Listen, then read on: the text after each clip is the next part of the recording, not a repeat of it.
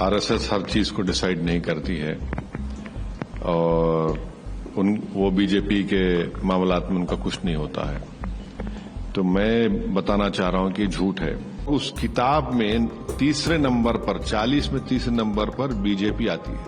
हर family member 3 बच्चों को पैदा करे। अब 3 बच्चे को पैदा करने के बाद आप देख लीजिए कि हमारा जो TFR रेट है वो गिर रहा है। मुसलमान ज्यादा बच्चे पैदा कर रहे हैं और आरएसएस देश को ही नहीं बताती कि जो पहला सेंसस हुआ था 1880s में, उस वक्त मुसलमानों की आबादी 21% थी। इतना बड़ा जब देश पर बोझ होगा, इतने लोग जब बुजुर्ग हो जाएंगे, उनका कैसे चलेगा? उनका क्या करने वाले हैं आप उनके लिए? आपकी आवाज को सुनने आ रही है प्रभात खबर इलेक्शन एक्सप्रेस। देखते रहिए प्रभात खबर इलेक्शन एक्सप्रेस। सबसे पहली बात तो यह है कि उन्होंने कहा कि आरएसएस हर चीज को डिसाइड नहीं करती है और वो बीजेपी के मामलात में उनका कुछ नहीं होता है। तो मैं बताना चाह रहा हूं कि झूठ है।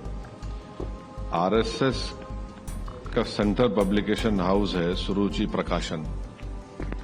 उसने एक किताब 1997 में छापी थी जिसका नाम था परम वैभव के पथ पर, जिसमें उन्होंने 40 ऑर्गेनाइजेशन का जिक्र किया जिसको आरएसएस ने क्रिएट किया मुख्तलिफ काम के लिए। और बीजेपी का भी उसमें जिक्र है कि पॉलिटिकल ऑर्गेनाइजेशन है जिसमें एबीवीपी है, हिंदू जागरण मंच है, विश्व हिंदू परिषद है, स्वदेशी जागरण मंच है, संस्कार भारती है।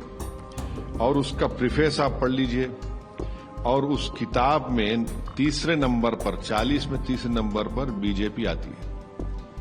और गोलवालकर ने अपनी स्पीच में कहा था कि हम लोग, उस वक्त जनसंघ थी, बीजेपी तो नहीं थी, गोलवालकर ने अपनी स्पीच में कहा था कि हम इस तरह के ऑर्गेनाइजेशंस में अपने लोगों को भिजाते हैं और वहां पर उनसे काम करवाते हैं। दूसरी बात जो उन्होंने कही कि हर फैमिली मेंबर 3 बच्चों को पैदा करे।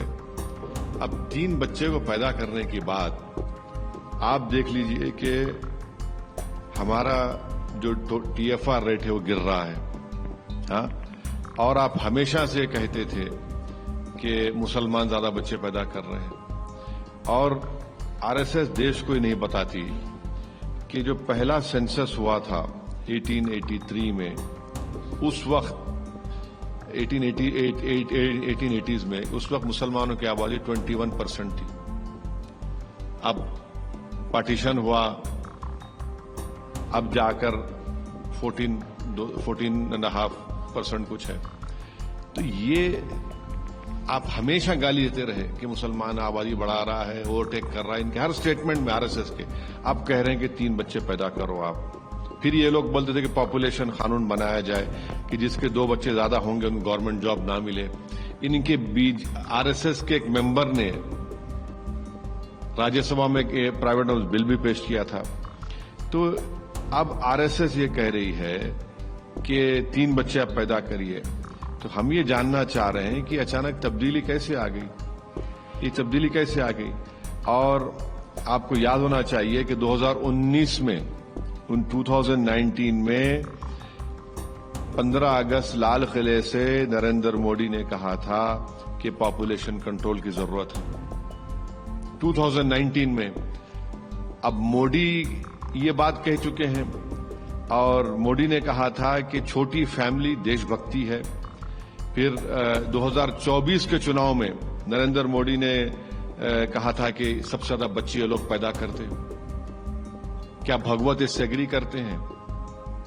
बता दीजिए। वो तो गुरु हैं, गुरु घंटाल हैं नरेंद्र मोदी के। और पॉपुलेशन कंट्रोल के ऊपर आरएसएस का क्या ओपिनियन है, मोहन भागवत बता दें। और साथ ही साथ ये जो 3 बच्चे पैदा करने की ये बात कर रहे हैं, ये क्यों दूसरों के फैमिली में मुदाखलत कर रहे हैं लोग? ये तो हर फैमिली को छोड़ना चाहिए कि वो डिसाइड करें। गैर जरूरी के इस तरह का प्रोनाउंसमेंट करके मोहन भागवत जो है खवातीन पर, महिलाओं पर एक गैर जरूरी एक बोझ डाल रहे हैं। उनको आप नहीं चाहते कि वो तालीम याफ्ता हो, पढ़े लिखे ना हो। और साथ ही साथ मोहन भागवत को NFHS NSSO का सर्वे पढ़ना चाहिए, जो उनका रिप्लेसमेंट लेवल है। तो ये सब बता रहे हैं कि महिला डिसाइड कर रही हैं, मगर आप कह रहे हैं कि ये सब करो।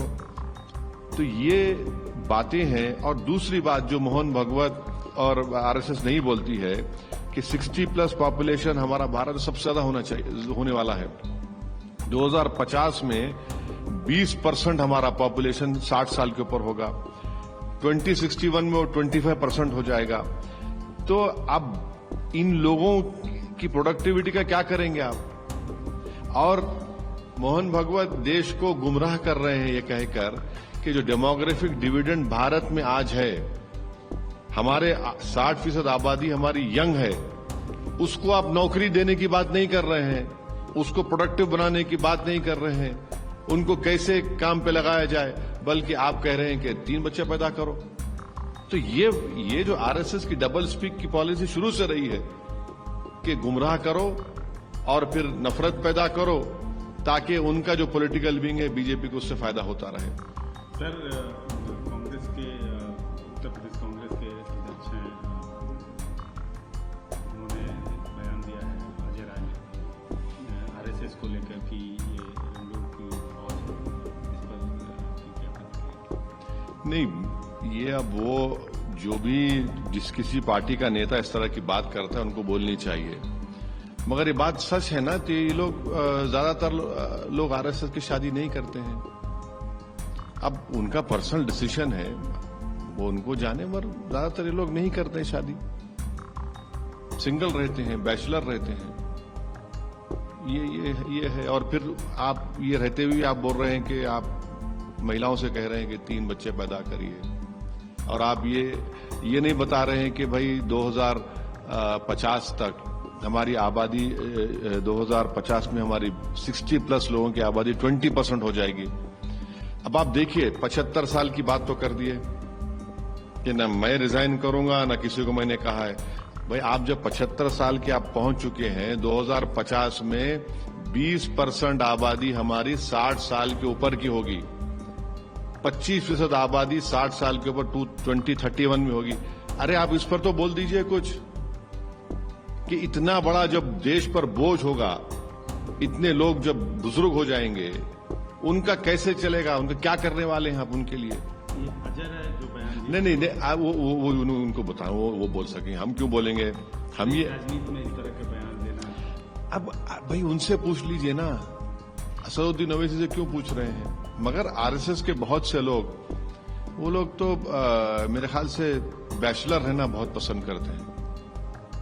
सर, महुआ मोइत्रा हैं, उन्होंने एक बयान दिया है गृह मंत्री के बारे में कि उनका सर काट के टेबल पे रख देना चाहिए। किस पस मंजर में दिया उन्होंने कि उसका उसमें क्या था, उसको क्यों बोलना पड़ा उनको इस तरह की बात? मेरा मानना यह है कि इस तरह का वो देश के गृह मंत्री हैं, हम सख्त उनके मुखालिफ हैं आइडियोलॉजिकली, और जब तक हम जिंदा रहेंगे उस आइडियोलॉजी के खिलाफ हम लड़ते आए, लड़ते रहेंगे। मगर इस तरह का उन्होंने बयान दिया है तो महुआ मोइत्रा को बताना चाहिए कि वो क्यों इतना गंभीर बयान उन्होंने दिया, इस तरह का बयान दिया। मुझे नहीं मालूम किस तरह की बात उन्होंने किस वजह से की, वो बताएंगे खुद। सर, एक घटना बिहार में घटी है कि राहुल गांधी के मंच का प्रयोग किया गया है तो प्रधानमंत्री को अपशब्द गालियां देने का। नहीं, अल्फाज का इस्तेमाल जो है अच्छा होना चाहिए। आप इख्तलाफ करिए, आप मुखालिफत करिए, आप जितना हो सके क्रिटिसाइज करिए, कंडेम करिए, मगर अगर आप उस अदब के दायरे से अगर आप निकल जाते हैं तो फिर वो गलत है, वो नहीं होना चाहिए, चाहे किसी की बात हो। आप प्रधानमंत्री को बहुत क्रिटिसाइज करिए, दवा का क्रिटिसाइज करिए, और कभी कभी लाइटर वेन में कुछ बात कर भी दीजिए, मगर एक बात याद रखिए कि अगर आप उस चीज को, आप उस लाइन को क्रॉस कर रहे हैं तो वो ठीक नहीं है। फिर हम जो हमारी बहस का, गुफ्तगू का, या हमारा जो डिबेट होगा वो बहुत ही गलत और वल्गर किस्म का होगा। अगर कोई दूसरा कर भी रहा है तो ये जरूरी नहीं है कि हम उसका देखा देखी करें। सर जो ये टैरिफ यूएस की तरफ से जो टैरिफ का जो ये बम फोड़ा गया और उसका असर भी दिखता नजर आ रहा है इसमें। बहुत असर होने वाला है। 50% हमारे एक्सपोर्ट्स पर असर पड़ने वाला है। 60,000 करोड़ का हमारा मोटर पार्ट्स का जो एक्सपोर्ट है, ज्वेलरी, जेम्स, रेडीमेड गारमेंट्स, ये बुरी तरह मुतासर होने वाले हैं। और अफसोस की बात यह है कि फरवरी में हमारे प्रधानमंत्री यूएस के प्रेसिडेंट डोनाल्ड ट्रंप से मिले थे, बातचीत हुई थी, और फिर उसके बाद ये टैरिफ का शुरू हो गया। और फिर उसके बाद हमको वो लोग इल्जाम लगा रहे हैं, यूक्रेन क्या हम पर इल्जाम लगा रहे हैं। और फिर ये जो यकीनन इस 50% टैरिफ से बहुत बड़ा नुकसान होने जा रहा है भारत के उन तमाम एक्सपोर्टर्स का, जेम, ज्वेलरी, रेडीमेड गारमेंट्स का, मोटर पार्ट्स का। तो ये तो मैं समझता हूं कि नरेंद्र मोदी गवर्नमेंट को जवाब देना पड़ेगा देश की जनता को, क्योंकि आपने डोनाल्ड ट्रंप से तो इतना रिलेशनशिप को आगे बढ़ा लिया था कि अब की बार ट्रंप सरकार कह दिया था। फिर फरवरी में हमारी प्रधानमंत्री उनसे मुलाकात किए, उनके ओथ में हमारे फॉरेन मिनिस्टर वहां मौजूद थे। आखिर ऐसी क्या वजह है? और सब मोदी सरकार को जवाब देना है कि जिन लोगों का भी नुकसान होने जा रहा है उनके लिए सरकार क्या करने वाली है, उनको कैसे उनको राहत दिलाएगी, उनको कैसे उनकी मदद करेगी। तो ये और फिर बार बार ये जो अमेरिका के जो नवारो जो उनके जो जिम्मेदार हैं वो भारत पे इस तरह की तनकीद कर रहे हैं। अगर वही बात अगर देश के प्रधानमंत्री के बारे में कोई अपोजिशन लीडर करता तो बीजेपी वाले उस पर कूद पड़ जाते। खामोश क्यों है भाई? वो क्या क्या बोले जा रहा है। हमारा बीजेपी से हमेशा आइडियोलॉजिकली के ऊपर इख्तलाफ रहेगा, मगर वो क्या बात बोले जा रहा है? कुछ तो बोलो बीजेपी वालों, भाई कुछ तो बोलो। इतना डर क्यों रहे अमेरिका से आप लोग? और मैं बता रहा हूं कि हमने सबसे बड़ी गलती की थी। मेरी पार्लियामेंट की स्पीच है, जब ट्रंप ने अपने पहले टेन्योर में हमसे कहा था कि ईरान से तेल लेना बंद करो। अगर आप उस वक्त उसको लाल आंखें दिखा देते तो आज ये दिन देखना नहीं पड़ता था। और हमको ईरान ऑयल बेच रहा था कम पैसों में, और बेहतरीन ऑयल है उनका, क्रूड ऑयल। हम वहां पर ब्लिंक किए तो इनको नजर आ गया कि इनको डराओ, मोदी सरकार को डर, ये इनको ऐसा करेंगे, वो करेंगे। पहली गलती वहां पर थी, बुनियादी गलती। मैंने पार्लियामेंट में खड़े होकर कहा था कि मत मानिए इस बात को। अब ये देखिए क्या क्या बोले जा रहे हैं, किस तरह की जबान वो नवारो इस्तेमाल कर रहा है। तो बीजेपी के स्पोक्स पर्सन को बजाय अपोजिशन पर ताने मारने के आप बताइए देश को क्या हो रहा है। ये मत बोलिए कि नरेंद्र मोदी ने भाषण दे दिया कि मैं अपना पर्सनल लॉस करूंगा और उस पर कुछ होने नहीं दूंगा। पर्सनल लॉस नरेंद्र मोदी का नहीं है, पर्सनल लॉस किसका हो रहा है यहां पर, वो देख लीजिए आप। तेल आप रशिया का ले रहे हैं, सही है, मगर ये जो नुकसान होने जा रहा है ये इसके जनता के लिए क्या होगा, ये उनको बताना पड़ेगा देश को। Sir, what's your view regarding yesterday's Mohan Bhagwat's press conference, especially on population? See, Mr. Mohan Bhagwat had made many statements. One of them was that he said that they are not running the government. They have nothing to do with BJP. Now, I want to show to you that in an RSS publication which was published in 1997, and this book is called, in that RSS has accepted that they have created BJP, they have created ABVP, they have created Hindu Jagran Manch, VHP. This book was called Param Vaibhav Ke Path Par. And in these 40 organizations which RSS himself have claimed that they have formed, BJP figures at number 3 in the list. So they control BJP. That is the fact. Mr. Mohan Bhagwat can deny and try to pull a wool over the people's eyes, but the fact is this. Secondly, he said that now Indian women should give birth to three children. Why did they blame the Muslim community? For years and years, RSS and BJP is saying, oh, Muslim population will overtake the Hindu population. They created this lie. Now he's saying, no, every woman should give birth to 3 children. And who is Mr. Mohan Bhagwat to get into family lives of Indians? They will decide how many children they want, whether they want or not, that is their decision. This burden of such pronouncements would be placing, unnecessary a burden on the women who have started accessing education. And thirdly, why isn't he talking about that by 2050, 20% of India's population is above 60%. By 2030, by 2061, it will be above 25%. This will be the bigger challenge. And thirdly, why isn't Mr. Mohan Bhagwat talking about the demographic dividend which only country in the world has in India, where we have the youngest population in the world? You are not able to give them employment. You're not able to create better education facilities for them. And now he stands up and says, but, 3 bachche paida karo aap. And he completely forgets that it is his own party which, in fact, Narendra Modi in 2019 Independence Day speech, he talked about population control. Then Modi also said that keeping a small family is a form of patriotism. In 2024 parliament election, Narendra Modi referred to the Muslims in an indirect way and said that the Muslims give birth to more children. Does Mohan Bhagwat agree with him? Sir, how do you see the statement of Congress leader Ajay Rai said that RSS is widow's army? I will not want to comment on what a Congress leader has said.